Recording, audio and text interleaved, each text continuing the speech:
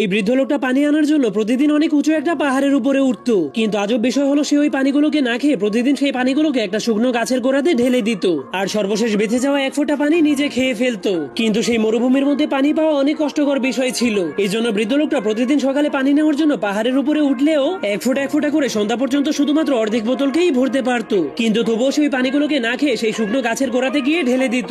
আর তার সেই আজব কাজটা করার কারণ হলো এটা তার মেয়ের একটা স্বপ্ন ছিল, কারণ তার মেয়েটা ছোটবেলা চাইতো এই মরুভূমির মধ্যে অনেক বড় বড় গাছ লাগাতে। এই জন্য সে সবসময় তাদের ঘরের মধ্যে গাছের ছবি আঁকতে অনেক পছন্দ করত, কারণ সেই মরুভূমিতে কোনো গাছ না থাকার কারণে সেই ছোট্ট মেয়েটা সেখানে শ্বাস নিতে অনেক কষ্ট হতো। এই জন্য একদিন তার বাবা তাকে খুশি করার জন্য একটা শুকনো ডাল দিয়ে নকল একটা গাছ বানিয়ে তাদের ঘরের মধ্যে লাগিয়ে দেয়। কিন্তু বাচ্চাটা শুকনো গাছটাকে দেখার পর তার বাবার কাছ থেকে সবগুলো পানিকে কেড়ে নিয়ে সেই গাছের গোড়াতে ঢেলে দেয়। যা করতে পেরে সে অনেক খুশি হয়ে গিয়েছিল, কিন্তু তার ভাগ্য অনেক খারাপ হওয়ার কারণে একদিন সে প্রচন্ড শ্বাসকষ্টের কারণে মারা যায়। এই জন্য লোকটা তার মেয়ে রেখে যাওয়া সেই গাছের ছবিটাকে দেখে অনেক কান্না শুরু করে দেয়। এই জন্যই সে তার মেয়ের স্বপ্নটাকে পূরণ করার জন্য প্রতিদিন সেই শুকনো গাছের গোড়াতে পানি দিত।